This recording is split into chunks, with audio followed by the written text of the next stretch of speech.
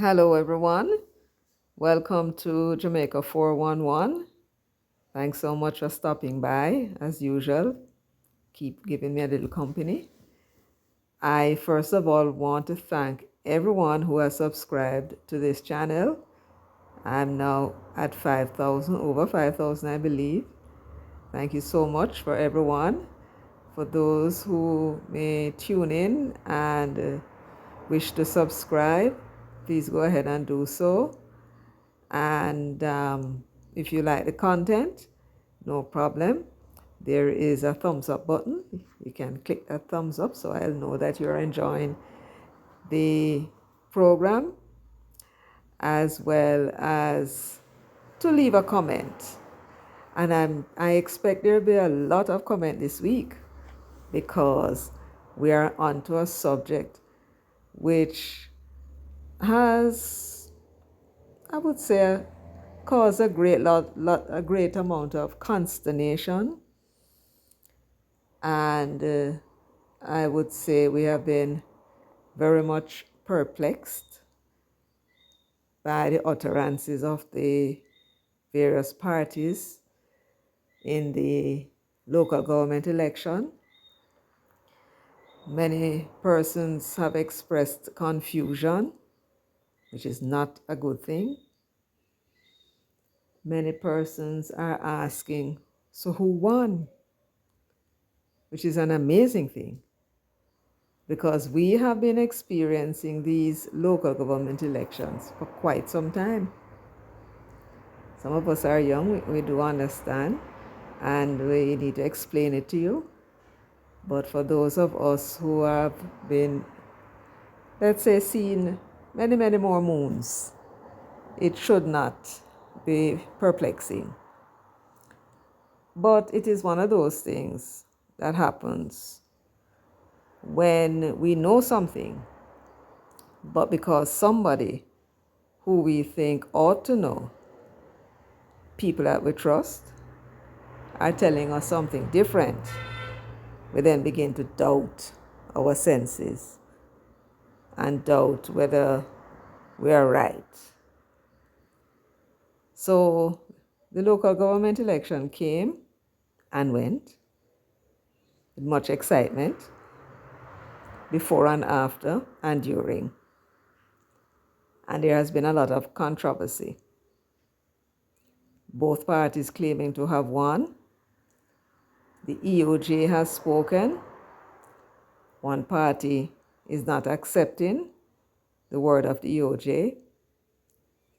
And so it's up to us now to ferret out the truth. What is the truth? Who won the election? Was it the PNP? Was it the JLP? Who won? What about the KSAC, or rather the KSAMC? Who won that? Did somebody win?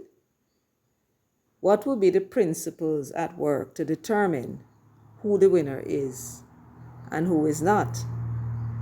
And most importantly, how has it been traditionally treated when an election is over and there's a tie? How has it been treated historically in Jamaica? Because we have had many ties. How has the popular votes been treated? Is it important? So we have a lot to find out, to unravel, to get at the truth. But the only place we can get the truth, since there is so much to and fro, backward and forward, and contradictions, the best place to go is to the laws themselves, which created the Parish Council elections. Now you notice I call it Parish Council elections. I will delve into the law. We will look at the history so that we can understand. Now I know there are many young persons who will be listening, and welcome. We know that the elections are new for you, And so I'm sure you're interested in finding out what is going on. Is somebody trying to pull the wool over your eyes? And if so, who? And then we're going to have a little discussion as to how perhaps we should view whoever it is that may be trying to pull the wool over our eyes. Because somebody must be. The two parties cannot be right. So who it is that is trying to mislead us, and is it by accident or is it deliberate? We'll find out. In the meantime, I'm going to let you listen to some clips of what occurred on the election night as the count was going on. First, I'll let you have a listen to Cliff Hughes and what he did and what he said. And then I'll let you listen to Mark Golding. And I do believe I have the clip for the Prime Minister, Andrew Holness, and what he had to say at his headquarters. Let's listen. Welcome back to Local Vote 24, a production of Nationwide 90 FM and Scene TV, coming to you from the studios of Scene TV on Ocean Boulevard in Kingston. With the difference. Do we have Tanika? Do we have that connection? Let's go across to her at the EOJ. Let me pause briefly here, because I'm going to ask you now to pay very, very close attention to the percentage of boxes counted so far at this point, because it is soon after this point that Cliff Hughes made some statements pertaining to the outcome of the election. So pay very close attention to the percentages of the boxes count of each parish. All right, let's continue. 5, the PNP has 3. In St. James, 75%, 11 for the JLP, 6 for the PNP. When we get to Hanover, we realize that 65.3% of the votes have been counted. So far, we are seeing 7 over here for the PNP. Nothing is here so far for the JLP. Over in Westmoreland, 74.2% of the votes have been counted. The JLP has 2, the PNP has 12. In St. Elizabeth, 72.6% of the votes have been counted. The JLP has 8 divisions, 8 so far, and the PNP has 7. And we go down to Manchester, 75.9% of the votes have been counted. 3 so far for the JLP, 12 so far for the PNP. Over in Clarendon, 77.7% of the votes have been counted. Based on the number of back to the top. she can't hear us. She can't hear us. So that's why I'm well, going look at with it. St. Mary. Yeah. St. Mary. Dead even. 6. Dead even. Portland 6, 3 for the PNP. St. Thomas 5-4 for the PNP. St. Andrew 17-17. Yes. King and in Kingston 3-3. A dead heat in Kingston and St. Andrew. Yeah, 2020. 2020. And St. Catherine. And St. Catherine at 18-18. 18-18. Wow. Exciting election. It is very close. St. Elizabeth is Very close. They got crushed in Manchester. Yep. Yes. Wiped out. And in Hanover. Hanover looks to be a clean sweep for the PNP across all 7 councils. Right. Yep. But they had Manchester and they had Hanover. Yeah, they had, but I'm just saying. They've shut out the JLP once St. again. James? What was it in St. James? I think it was 6. Well, in St. James, I think the But the PNP was JLP leading. carried St. James. The JLP had St. James last time, but based on the map we saw, I think the PNP was ahead in the St. James County. Oh, if we could see that map again. Yeah? That's a great shocker. And St. Elizabeth. Yeah, St. Elizabeth was another shocker. It was PNP 8 to JLP 7. Yeah, the JLP 87. Here we go again. JLP Here we go. Yeah. So we can say you were asking about St. James? St. James. It is PNP. 11-6. So the JLP coupled the JLP 11-6. Yeah. Yes. And in St. Elizabeth, 12-10. the JLP won St. Elizabeth with 8 to 7. Right? And Manchester Trelawney, PNP. they're leading 5-3. Who is leading in Trelawney? The PNP, the JLP is leading 5-3 in Trelawney. 5-3 in Trelawney. Oh. Yeah, last time in Westmoreland it was 14-0. It's 12-2 to the PNP. The PNP won all 14 last time. They're leading in 12 of the 14 with 74.2% of the votes counted across the parish. St. Elizabeth 8-7 with 72.6 of all votes counted. Manchester, the PNP dominant, rampant, 12-3 with 75.9% of votes counted. Clarendon, 77.7 of the count done. The JLP 12-10 ahead, just ahead. Dead even in St. Catherine. So you heard that. You heard the percentage of the count, the boxes that were counted. You heard that, right? Not one of them were 100%. Some of them, it was as low as 47%. And none, in Kingston, I believe it was 97%. In St. Andrew, it was high as well. Every other parish count and the divisional counts were less than 80%. Now that's one fact I want you to pay very close attention to. Pay very close attention to the fact that only 2 seats were above 80%. The rest of them was 75%, 60 odd percent. You heard them reading it out, all right? Pay close attention to that because you're going to now hear a clip of Cliff Hughes making pronouncements as to the outcome of the election at this early stage. Let's listen. But if you're just joining us, we can tell you it's dead heat in the corporate area. 17-3, 2020. In St. Thomas, 5 to the PNP, 4 to the JLP. Portland, PNP, 6-3.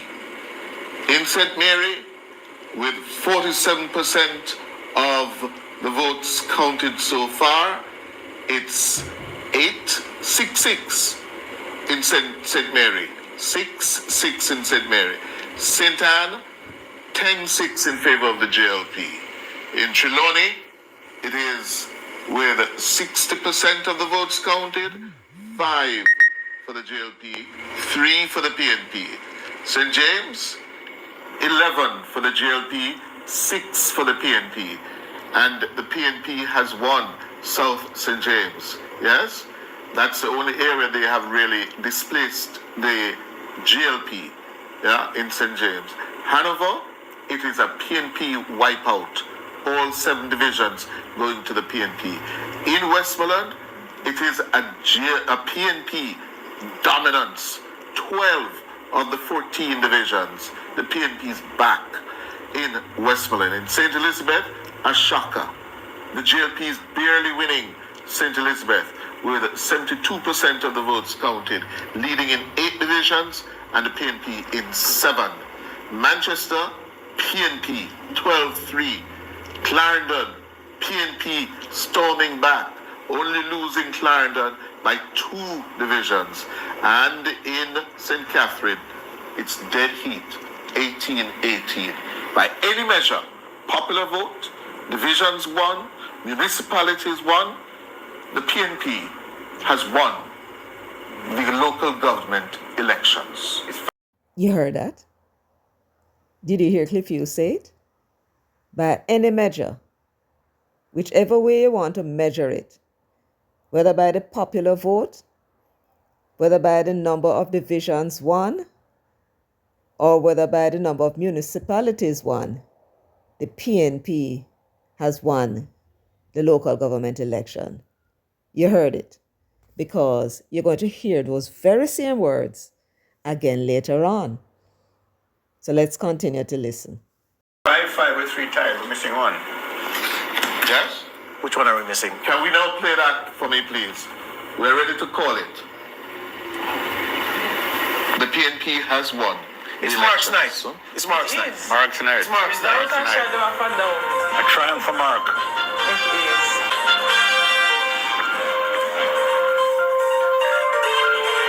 It's his moment.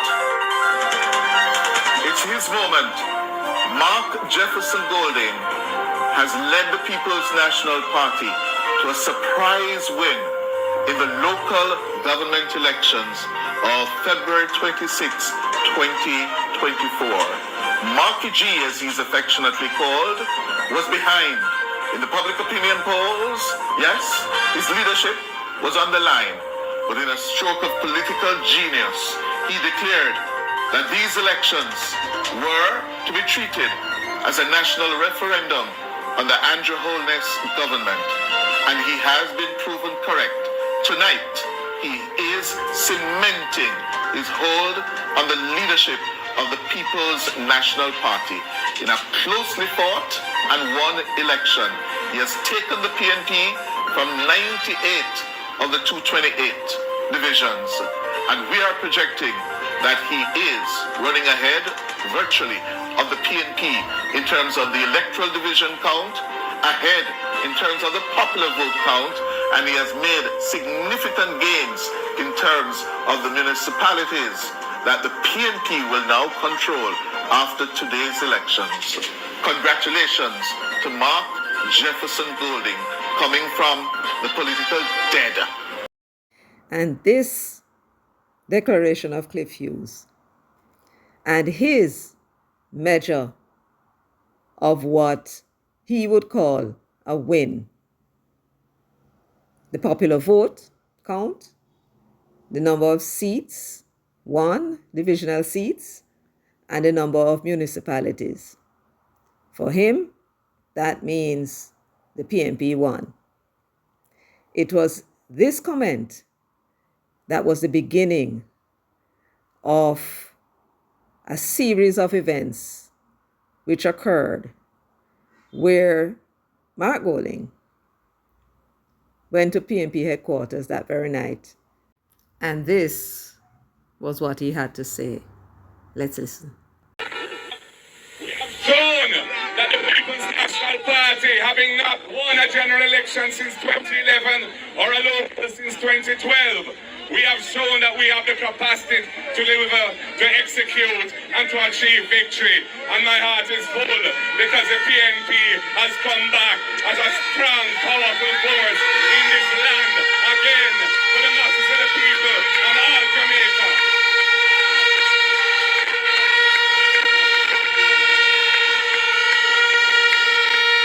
And comrades, we will continue the work.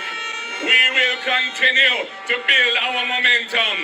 We will continue what we have been doing because we will not let the people down. The people want to see a PNP government, and the people want to see Iman, Mark, Jefferson, Golding in Jamaica House doing the work of the people with clean heart and clean hands.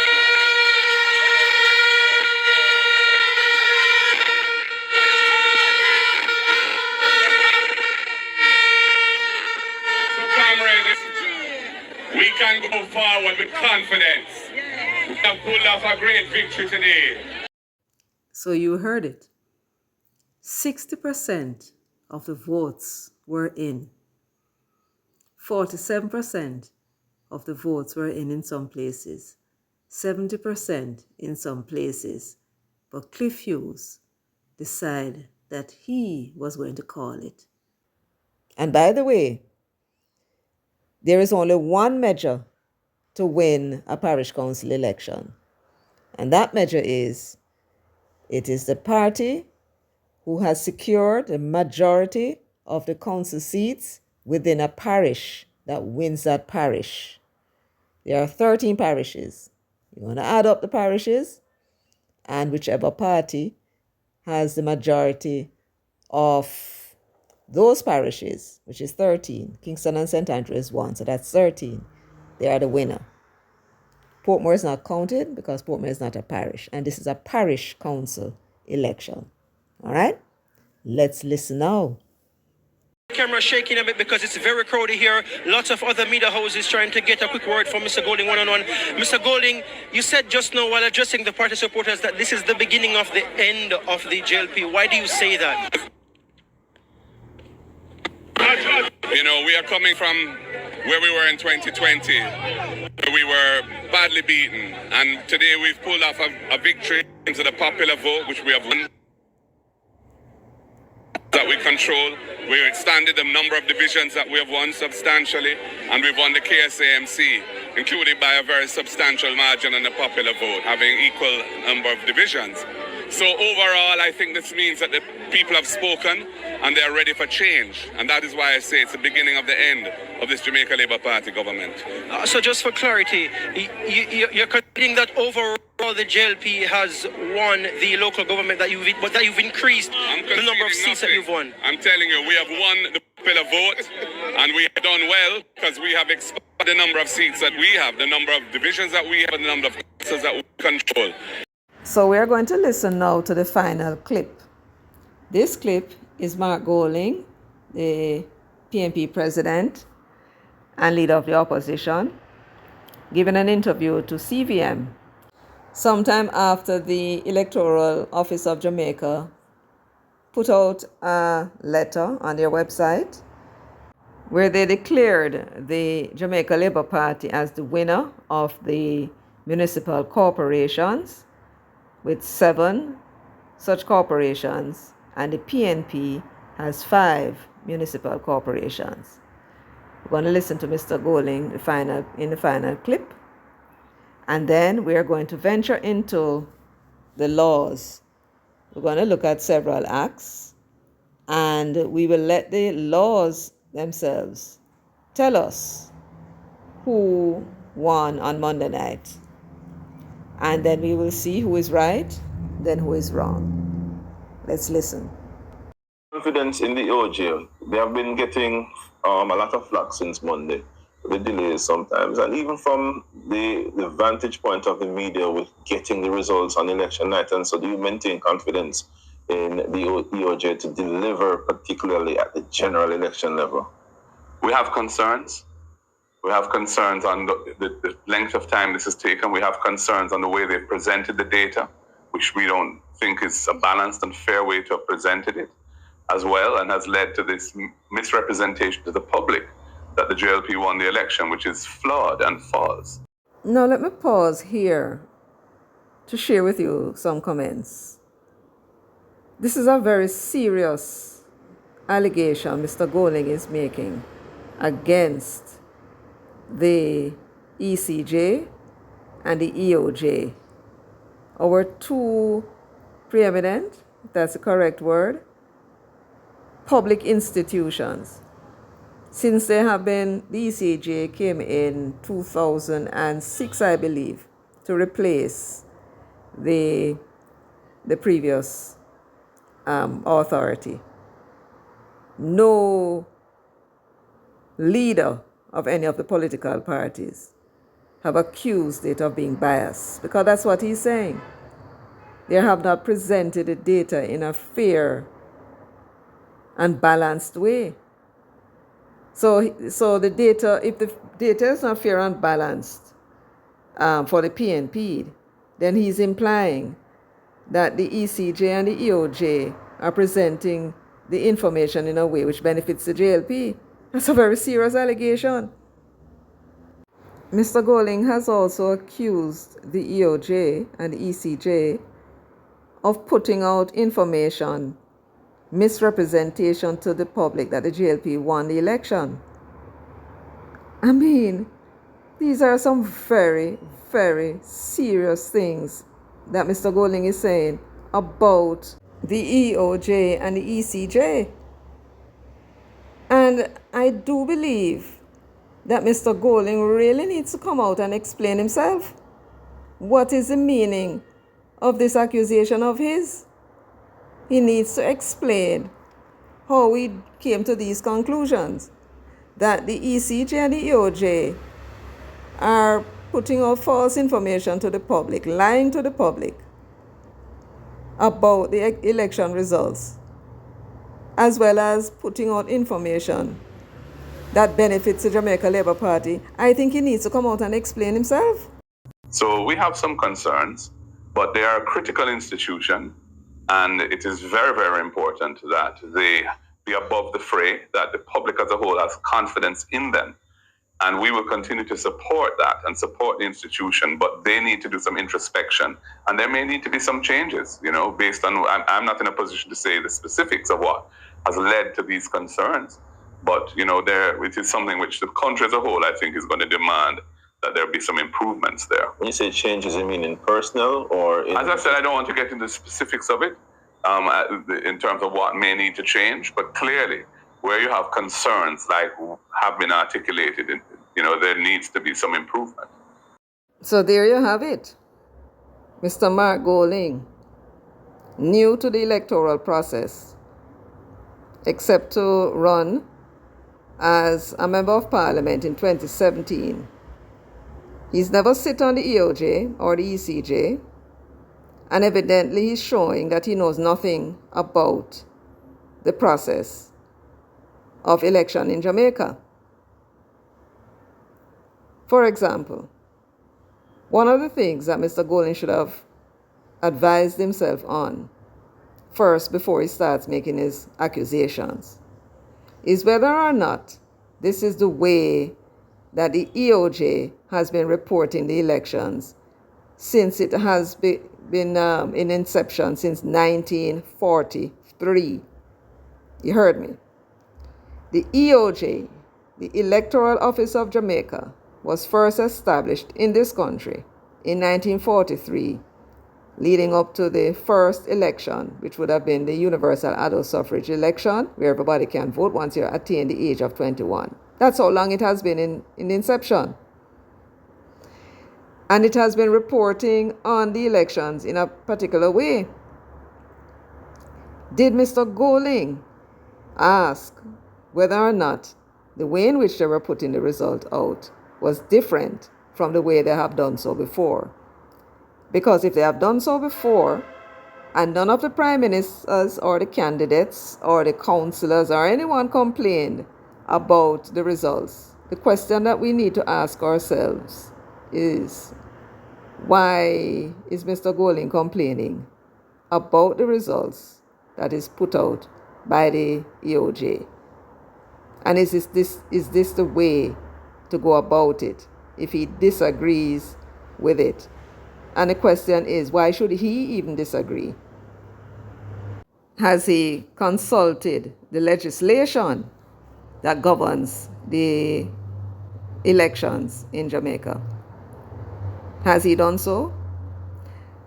Has he come out and pointed out to you as members of the public, here is the law, here is what it says, this is what the EOJ did, and it is in contravention of what the law says? Has he done that? And if he has not done that, why not? These are questions that Mr. Golding needs to answer. He is a lawyer by profession. And some will say a brilliant lawyer. But why has he not come to us to tell us the sections, the subsections, the paragraphs of which act that says what he is alleging should be the result of the election? Why has he not done that to come and show us, to demonstrate in law why the EOJ is biased? These are the things that he needs to answer. And if he cannot answer these things, then we have to ask him another question. Why has he gone out of his way, so it seems at any rate, to malign the reputation of an organization in this country which has enjoyed the confidence of the people of this country? There aren't many of them, very few, and the EOJ is one of them. Why has he gone out of his way, so it seems, to have the people of this country believe that the EOJ is practicing deception and showing bias to one of the political parties? Why? When he has not advised himself as to what the law says. At any rate, he hasn't come to us to show us where in the law supports his argument,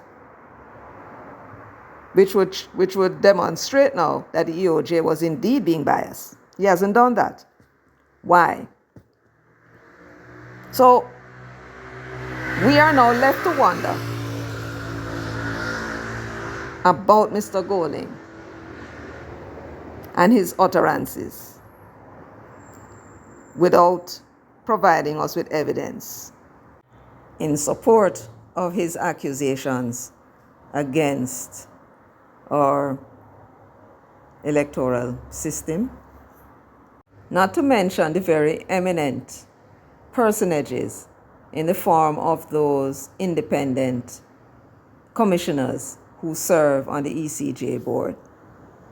No evidence in support of what he's saying.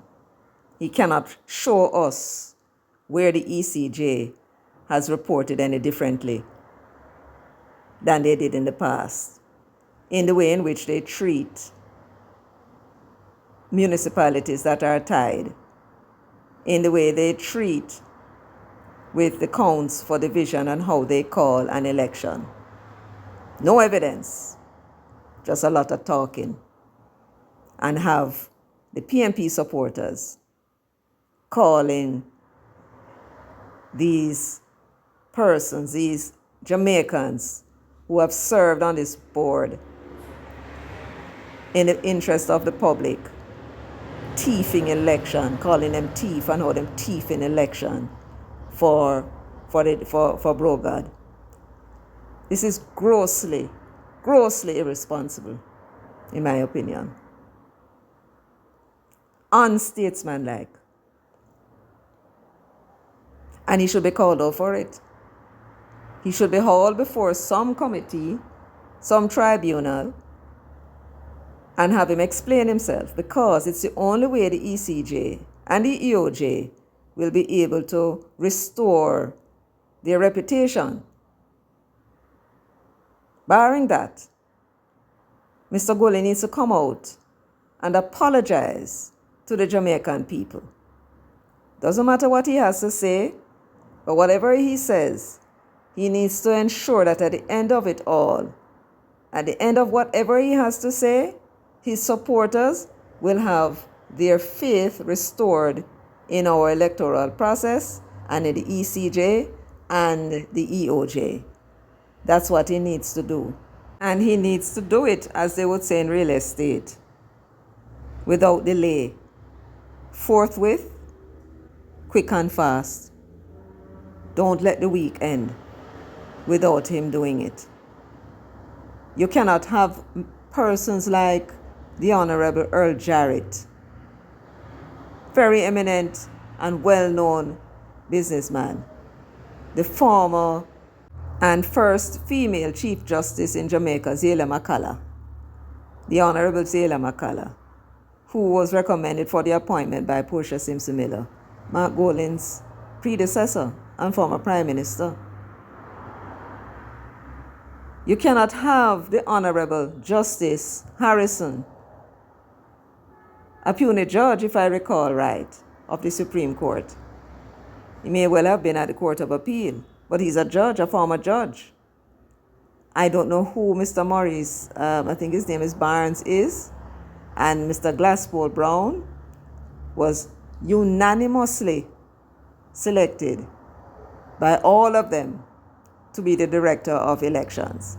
You can't have these people being looked at by the Jamaican people as thieves who is biased towards any political party. That is not nice. And Mr. Golding, you need to come before the Jamaican people with humility and withdraw your statements forthwith. There can be no doubt about what it is that you need to do to fix the problem that you created. Furthermore, your utterances could have caused a riot, deaths and destruction in this country. It has happened elsewhere. It has happened in Jamaica in the past. where leaders get up and said that they were cheated of the elections, and the supporters go on about it. Fortunately, the people in this country, or I should say, perhaps it's fortunate that the other side came out and claimed victory, because then that now created the confusion that we don't end up with no riot. You need to come out, Mr. Golding, and you need to withdraw your statements. You need to apprise yourself of the way in which the EOJ has been reporting, and once you're satisfied that it has changed nothing and therefore you have lost, whether you want to accept that or not, that's your concern, really. But once you're satisfied that they have not reported any way differently and they have not been reporting bias to anybody, you need to withdraw your statement. Simple as that. Now, for the rest of this program, I'm going to now go into the laws, which is what Mr. Golding should have done. But I'm going to go into it. So the two of us are going to go into the laws, and we're going to check them out, and we're going to see what they are saying so that we can be apprised as to which of the political parties is speaking the truth about who won the local government elections 2024. Let's get to it now. So let us begin with the press release that the ECJ put out. It's dated, well, the letter from the EOJ is dated February 29. I do believe I saw this for the first time, March 1, I believe. So the ECJ put out the press release informing the public that there is a final count that was completed for all the divisions. Now, it took a while, but Mr. Glasspool Brown, who is the director of elections, said that, it's normal, and that we have taken even longer in the past to count the boxes, because, you have to go through all the boxes and count the ballots. And then you have the lawyers and the candidates there, and they're going to haggle about, the spoiled ballots and so on. So it's understandable that it may take a little while. And of course, we were all very anxious, and we were, therefore hoping we'll get the results as quickly as we could. But it took a little while. So this was a release that the ECJ put out, and they declared from the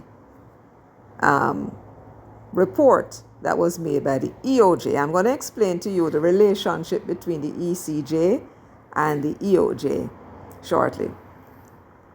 So in summarizing the EOJ's report, the ECJ says that the Jamaica Labour Party won in 7 parishes, PNP in 5. Kingston and St. Andrew tied with 20 seats each.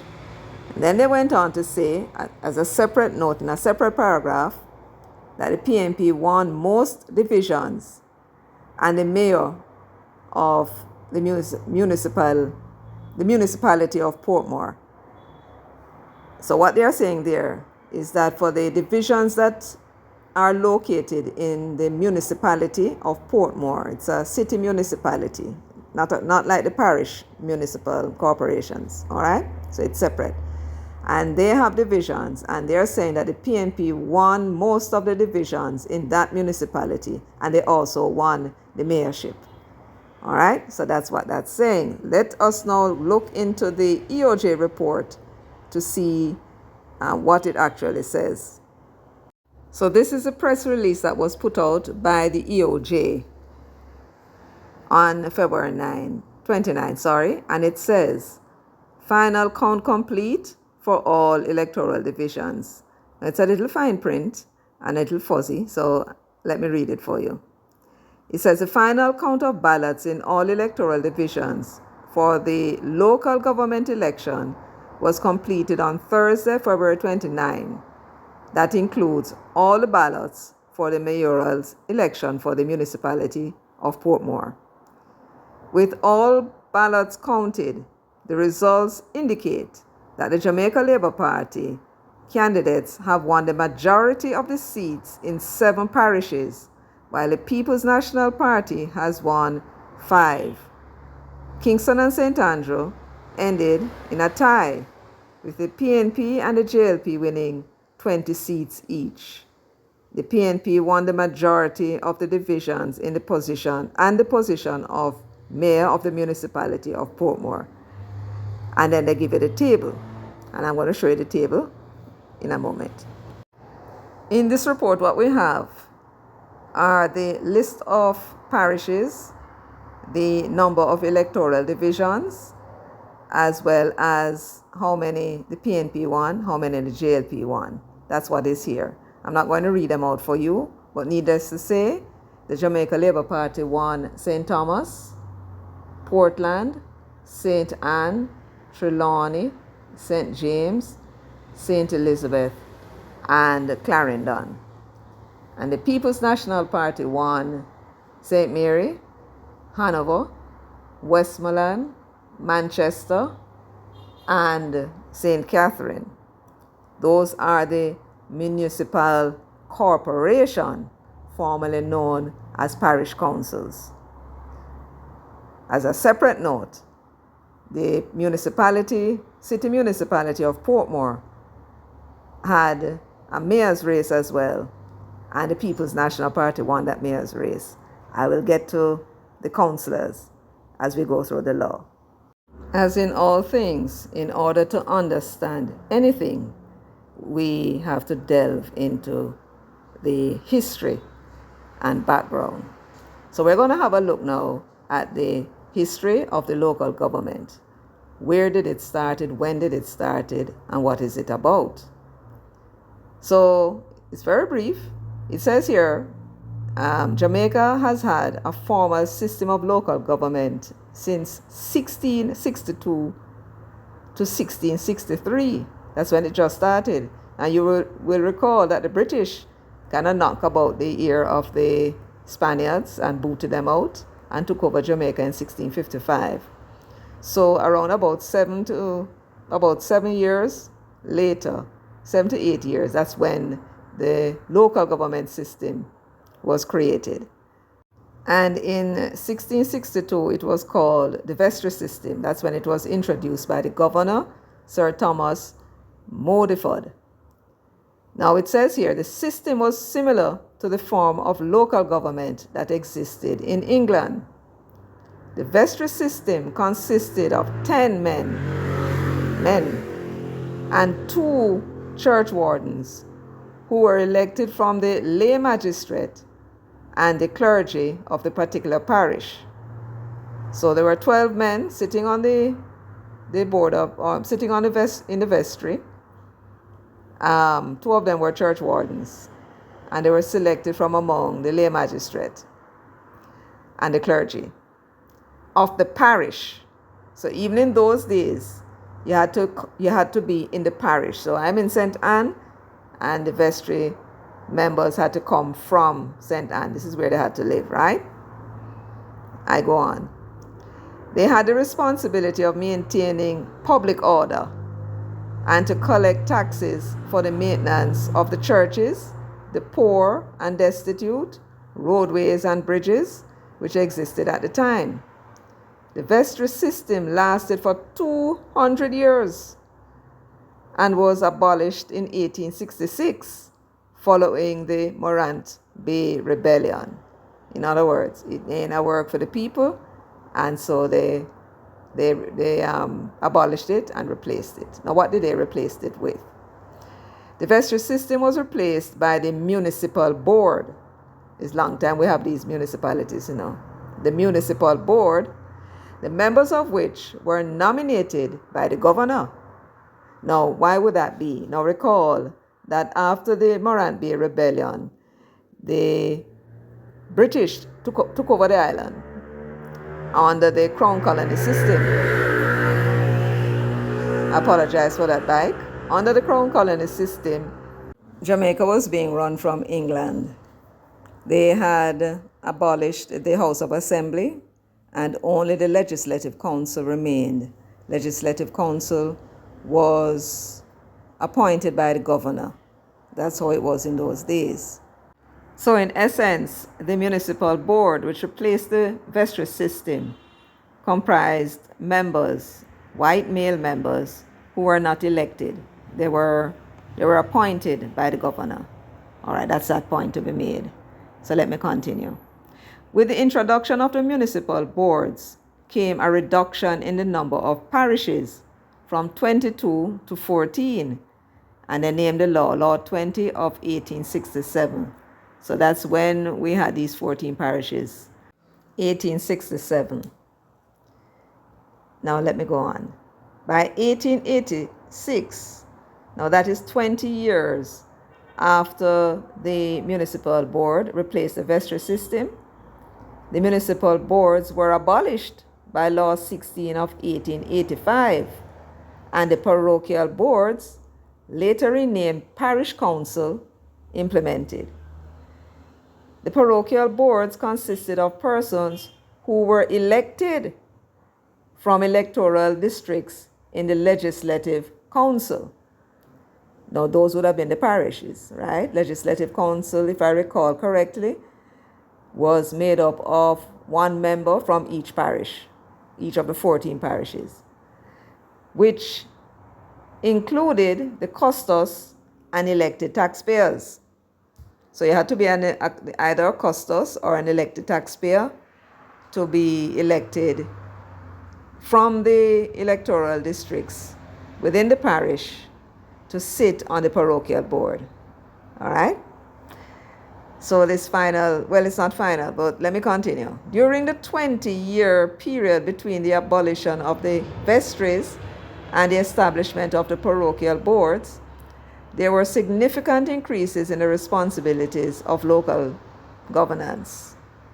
Some of the functions that were extended to local authorities at the time included, and then they have the Public Health Act, the public market, so that's in 1874, that was when they handed the responsibility of the public markets over to the parish councils, at least the parochial board at the time, the fire service and water supply in 1875, and then later on they added the abattoirs, the public regulations, and public beaches, sanitation, public cleaning, street lighting, and so on.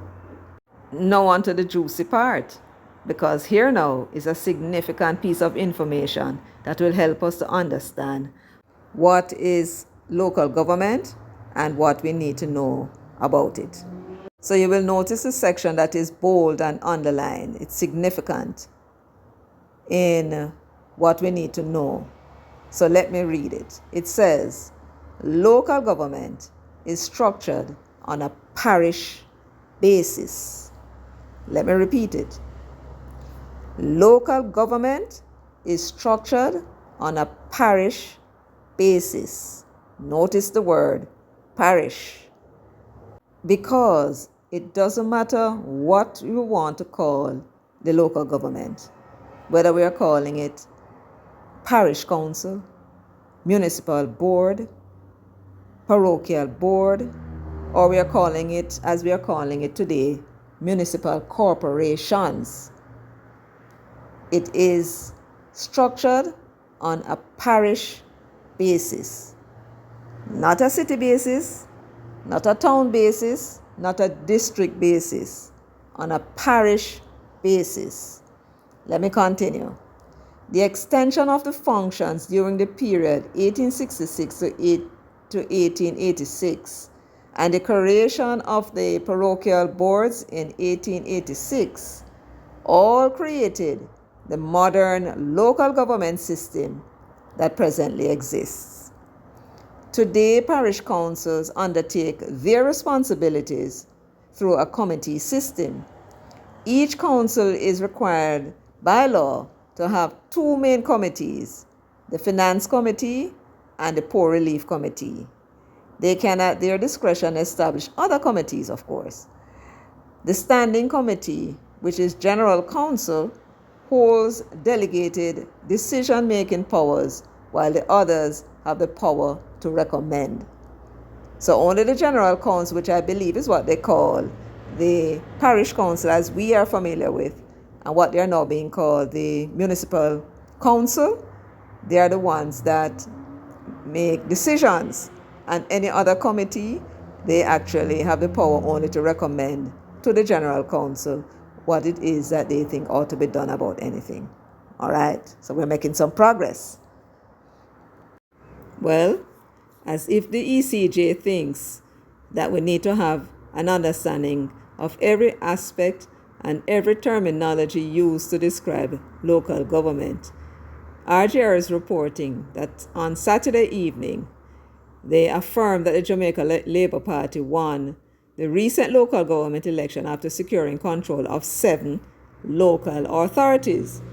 Now, I want you to pay attention now to those 2 words, local authorities, because that now adds to what most persons will see as confusion.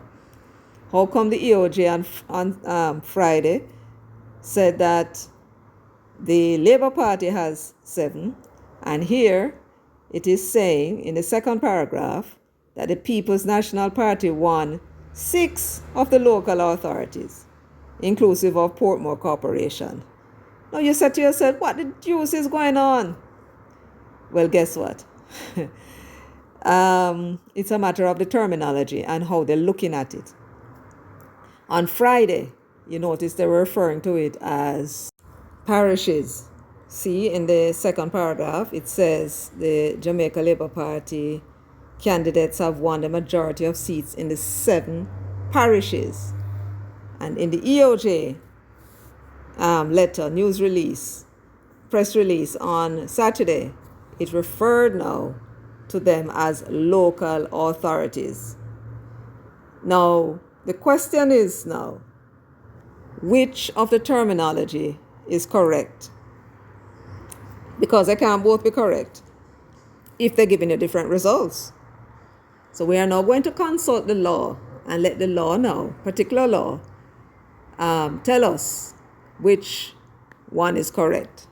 All right? Whether it should be parish or it should be local authority. And I think you can fairly guess which one is correct, because we already saw from the previous law that we looked at when we were looking at the history of local government, we already saw what they said that the local government is about. And notice in the top paragraph there, it says the final count of ballots in all electoral divisions for the what? Local government election. That is the title of the election, local government election. All right? So let's now go and look at the relevant law that will clear up all of this for us. So this now is the 1901 Parish Councils Act. You remember the Parish Councils Act replaced the municipal boards and the parochial board. So remember now, the first we started out with the vestry, then that changed to the municipal boards, then that changed to the parochial boards, and then it finally changed in 1901 to the parish councils. And it's important to read this because the system we now have in place is in fact this very system under the Parish Councils Act, which was passed in 1901. At section 3, subsection 2, which is what you're looking at the bottom, it's a bit fine print, I'll read it for you. It says, the parish councils constituted under this section shall be corporations. Heard that? I want you to pay close attention to that word, corporations. So the parish councils constituted under this section shall be corporations by their respective names, and each of them may make contracts and sue and be sued in such name, and may have a common seal and acquire, hold and dispose of real and personal property, and shall be deemed to be, to all intents and purposes, the successors of the municipal boards, the boards of parochial roads commissioners, and the parochial boards constituted under the parochial boards law of 1885. So this is saying, all right, we're changing the name now, We're not calling it parochial boards anymore. They are now going to be parish councils, and they are going to be corporations that can sue people, can be sued, can buy and sell properties, and so on. In 1923, which is 22 years after the Parish Councils Act of 1901 was passed, another act was introduced, and it was called, if I recall correctly, the Kingston and St. Andrew Municipal Corporation Act of 1923. And it says here that it became a corporate body as a result of the amalgamation of the parishes of Kingston and St. Andrew in 1923, when by virtue of Law 3 of 1923, they were merged into a single municipal unit. So what this means is that Kingston and St. Andrew became the first municipal corporation in Jamaica. And the Kingston and St. Andrew Municipal Corporation, acted under a separate act from the other 12 parishes. They were operating under the Parish Council Act. In 2003, the government of the day, which was the PNP government led by P.J. Patterson, they introduced a new act called the Municipalities Act of 2003, and it was by virtue of the coming into effect of this act that Portmore was granted a charter to operate as a city municipality.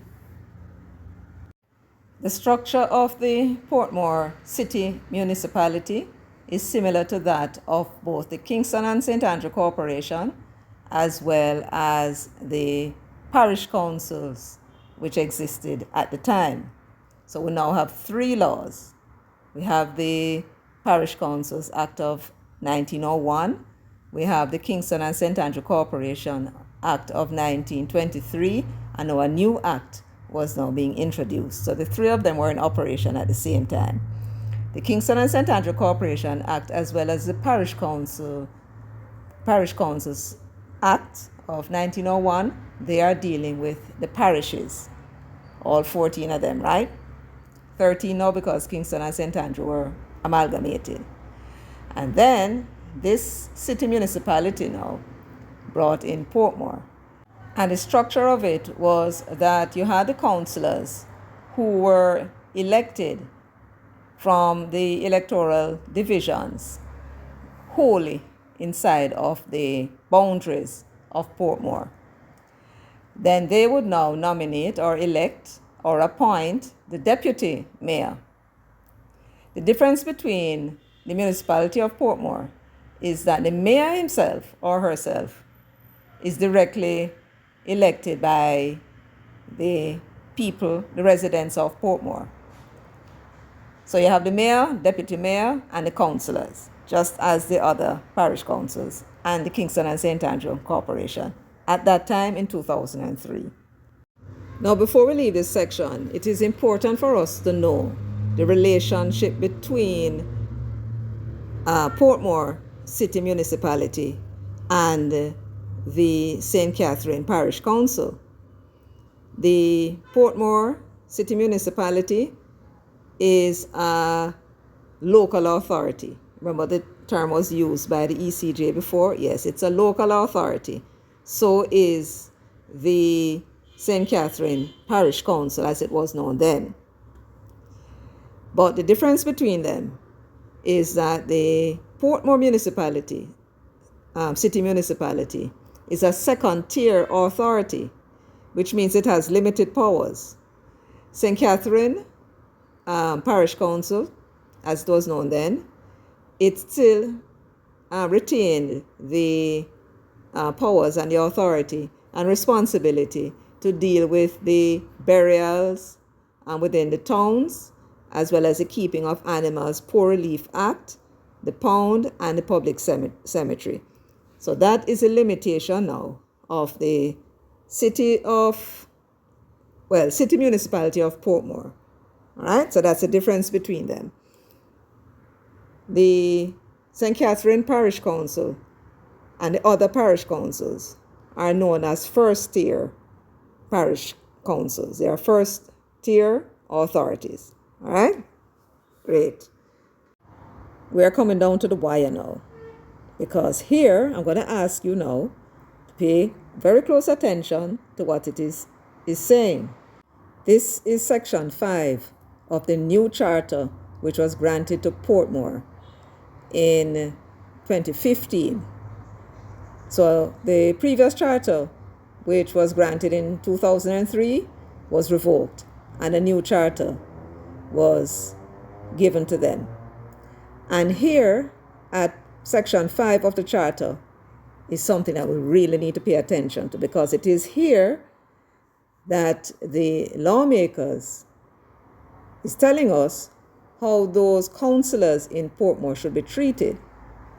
Are they a part of the Portmore City Municipality, or are they a part of the Parish Council's system? Well, let's read.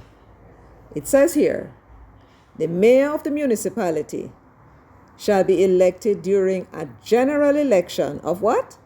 A general election of councillors of parish councils and members of the corporation. The corporation they're talking about here now is Kingston and St. Andrew. So it's saying very clearly here that the general election that was held on Monday past is a general election of the councillors of the parish councils. So all of those councillors in Portmore were elected to the St. Catherine Parish Council, where they are entitled to sit. What does this mean? It means that the City Municipality of Portmore has only one elected member, the mayor. The rest of them, the councillors, actually sits by law in the St. Catherine Parish Council.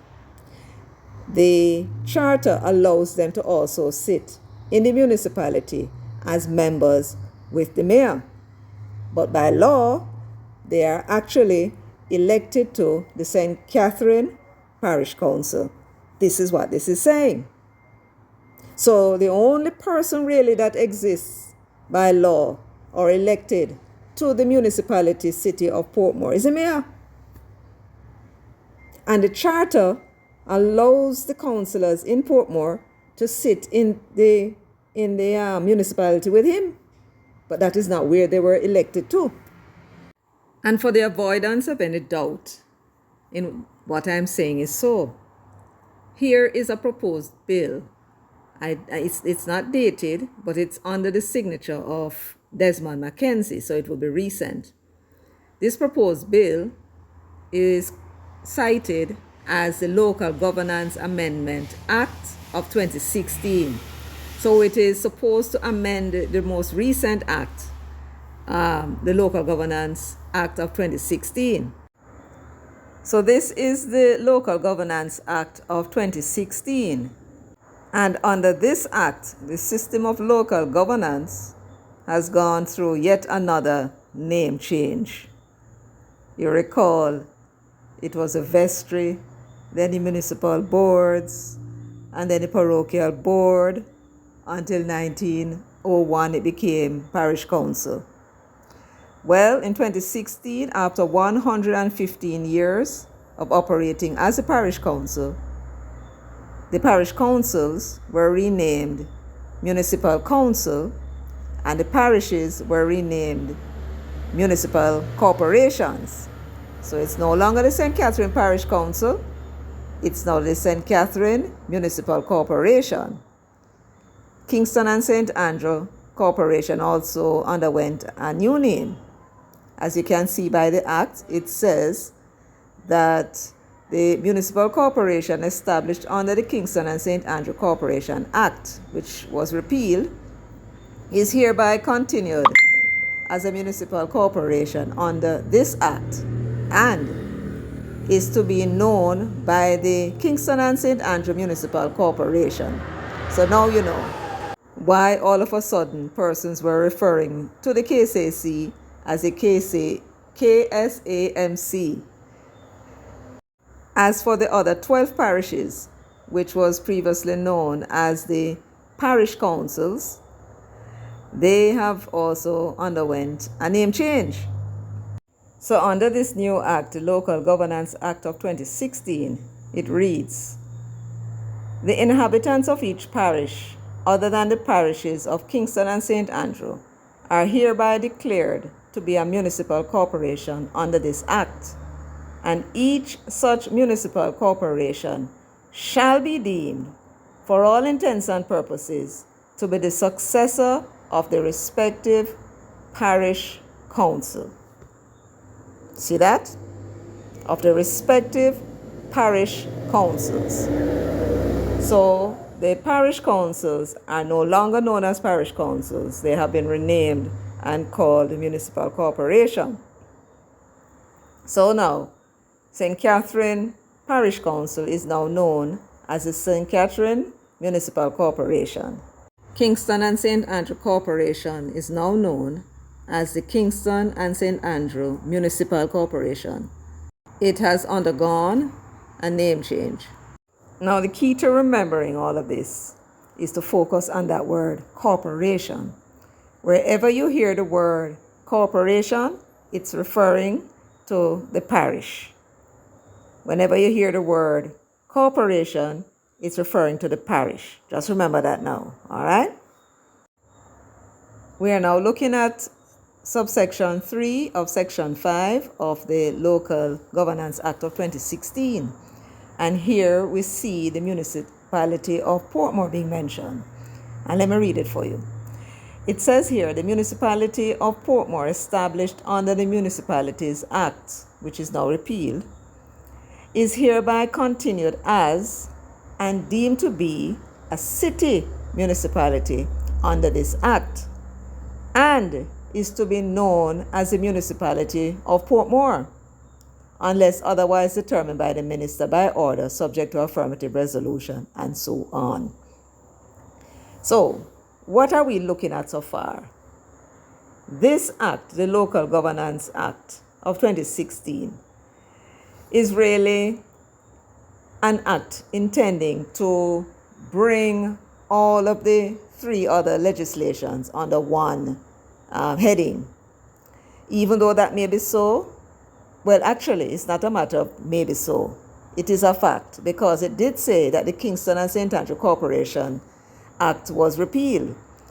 So remember when I read in the 2003 Municipalities Act, I had mentioned to you that 3 acts were in operation: Parish Councils Act, Kingston and St. Andrew Corporation Act, as well as the Municipalities Act. Well, this act was intended to bring all 3 under the same legislation. So this is the purpose of this. So right now, we now know that the parish councils no longer exist in name. It's no longer called the parish council. The parish council still exists, but it has a different name now. And they are all called municipal corporations. And that operative word, corporation, is what will tell us whenever we hear it that we're dealing with a parish. Whenever we hear city municipality or the word municipality, we know it's Portmore. Okay.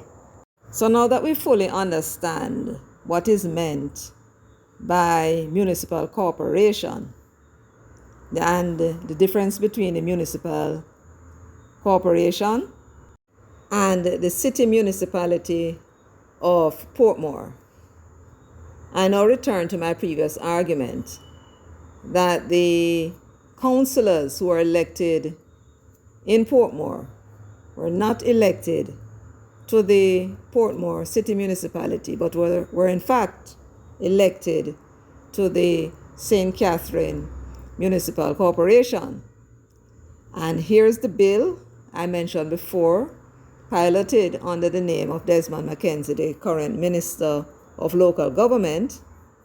It is supposed to amend the Local Governance Act, and the relevant section of the Act that we're interested in is Section 13. So this is Section 4 of the proposed amendment to the Local Governance Act of 2016. And as you can see, it's referring to Section 13 of the Principal Act, which is the Local Governance Act of 2016. That's what it means by Principal Act. So let me read it for you. It says in Part B, by inserting next after subsection 1 the following subsection. So this is a section 1A that will be amending the act that is now in force, called the Local Governance Act of 2016.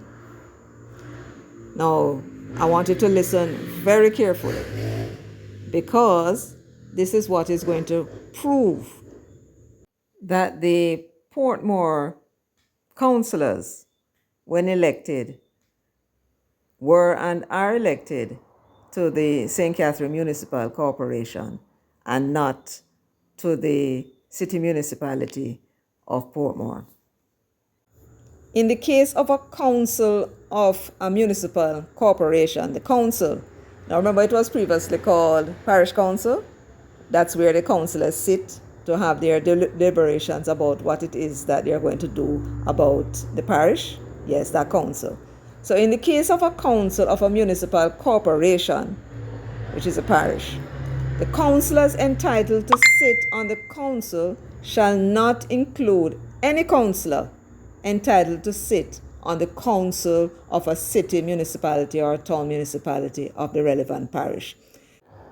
When this proposed amendment is passed, what will happen is that the councillors in the Portmore municipality will no longer be able to sit in the St. Catherine Municipal Corporation. So they will then, in future, be elected to sit in the Portmore municipality, which is not the case at this time. Now, if they were being elected, I know persons may want to disagree, well, just think about it. If they were in fact being elected to the municipality, then there would be no need for this proposed amendment. This is now the first schedule of the Local Governance Act of 2016. And in this first schedule, it lists the municipal corporations by parish. As you can see, there are 13 of them. And when you vote for your councillor in the local government elections, you are voting for your councillors to sit on one of these municipal corporations. So, having laid the foundation in support of our argument about who really won the election Monday, February 26, 2024, and for that, we now must examine the election itself. And to do so, we must now turn our attention to the 8th schedule of the Representation of the People Act. The section that we're looking at is Section 4, which deals with general election and by-election for the local government elections. Now, this is a section, the 8th schedule of the Representation of the People Act, which tells us in a local government election who we are voting for. So it's very important now that we pay very close attention to this section. So let me begin at subparagraph 1. It says here, a general election of members to serve on the respective councils of municipal corporations. Notice that? Councils of the municipal corporations. We know it's a parish, that, right? Shall be held in each municipal corporation on such day or days during the relevant period as the Governor General in Council may by proclamation appoint. So the first thing that you need to know about the local government elections when it is called is that it is an election, a general election of all of the councillors who will then sit in the municipal corporations. All right, so that's the first thing. The next section says a general election of the mayors of city municipalities shall be held in each city municipality on such day or days during the relevant period as the Governor General in Council may by proclamation appoint. So again, this now is a general election. It's saying, and the general election must be held for the mayors of the city municipalities. Now remember, we only have one city municipality, and that is Portmore. Next, it then says, subject to the provisions of this schedule, the elections referred to in subparagraphs 1 and 2, which I just read, shall be held on the same day. You got that? The two elections that were referred to before, the election of the councillors to the municipal corporations and the election of the city mayor of Portmore, must be held on the same day. Do you understand the significance of what this section is saying? It is saying that on the 26th of February of last week in 2024, 2 elections were held, not 3. 2 elections were held. 1 to elect the mayor of the municipality of Portmore, and 2 to elect the councillors to the other 13 corporations. Those were the 2 elections that were held. So whenever a local government election is called, those are the 2 elections that were held. They are being held simultaneously. They are held at the same time. That's what it says. So, beyond a shadow of a doubt, there can be no quarrel about it now. There was no election for the Portmore councillors to the Portmore municipality because there were only 2 elections held. One for the mayor of Portmore, and the next one were for the councillors of the municipal corporations. It didn't say municipal corporations and municipality of Portmore. Didn't say that. So there are 2 elections that were held for the councillors to sit in the various municipal corporations, and there are 13 of them. So this report that RGR is alleging was made by the ECJ, that the recent local government election, in that the JLP Won 7 and the PNP Won 6, inclusive of the Portmore Municipal Corporation, that report is incorrect because Portmore is not a municipal corporation. So let us just toss that aside and move on.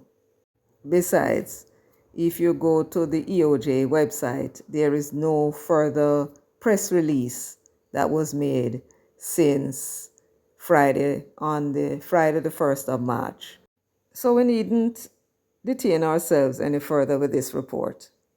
Well, this has been a very long vigil, but at last we are at the point where we can draw our conclusions from the facts, coming from the laws themselves, and not hearsay from third parties. So the EOJ is correct when it concluded in its report that the Jamaica Labour Party candidates have won the majority of the seats in 7 parishes, while the PNP has won the majority of the seats in 5.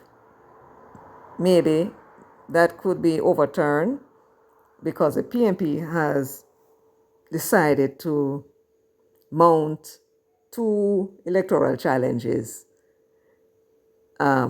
one in St. Andrew and one in St. Thomas. If the PNP succeeds in the magisterial recount, and win the land use division, it means that you will have a 5-5 tie, and it would take the St. Thomas out of the winning column for the JLP, which will now reduce their parish counts to only 6.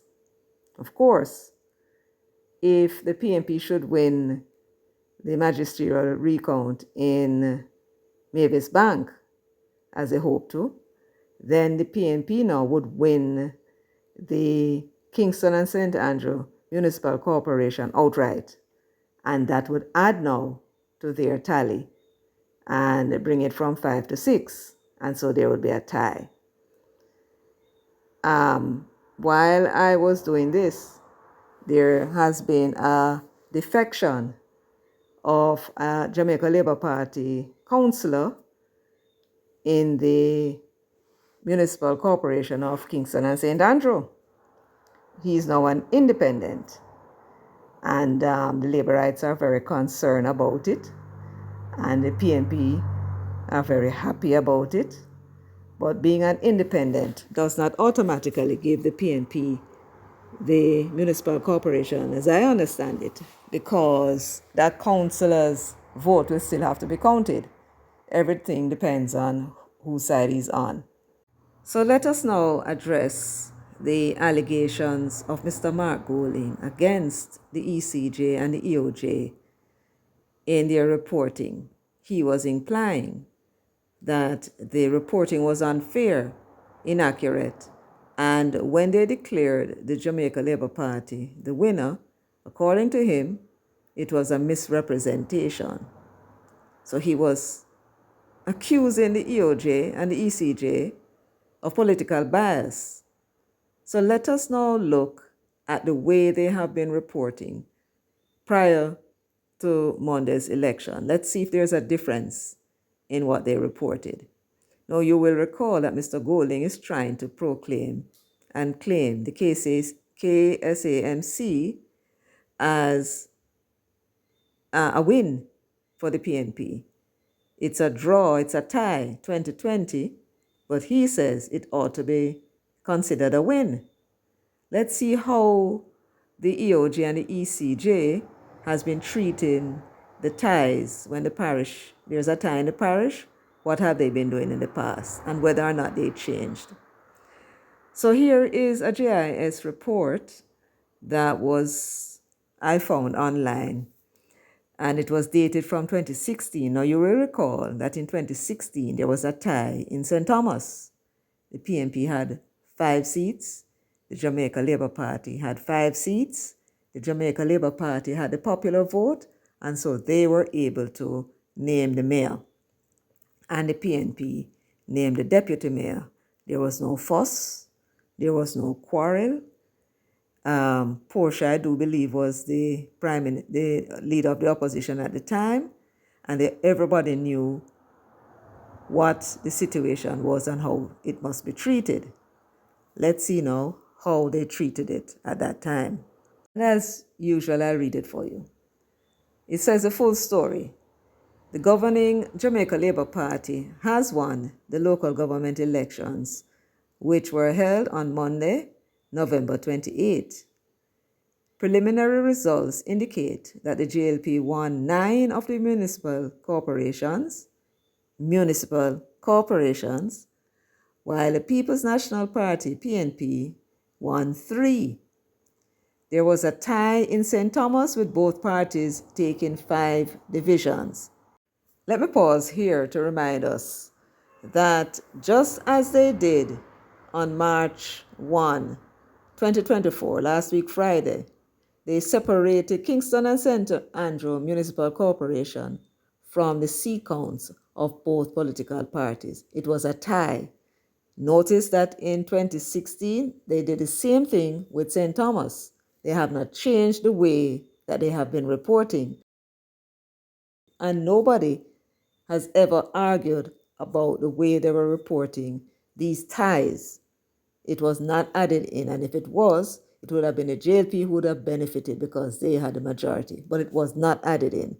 So there is no difference between the way they are reporting here to the way they are reporting in the last election. Let me name the corporations that the JLP won, the 9 of them, just to be sure that St. Thomas was not included.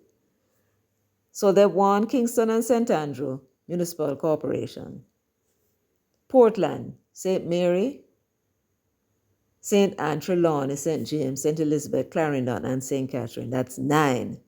So St. Thomas was not included, even though they were the ones who got to name the mayor because they had the majority.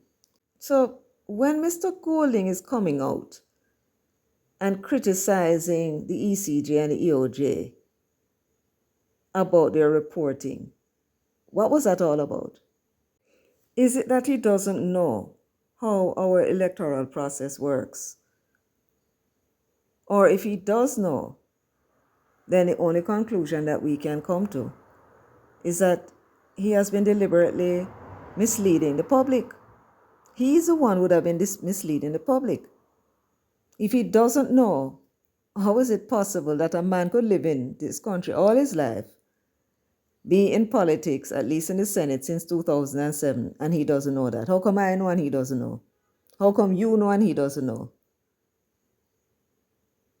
Or is this a massive amount of deception, some game being played, and he doesn't care who and what he hurts in the process?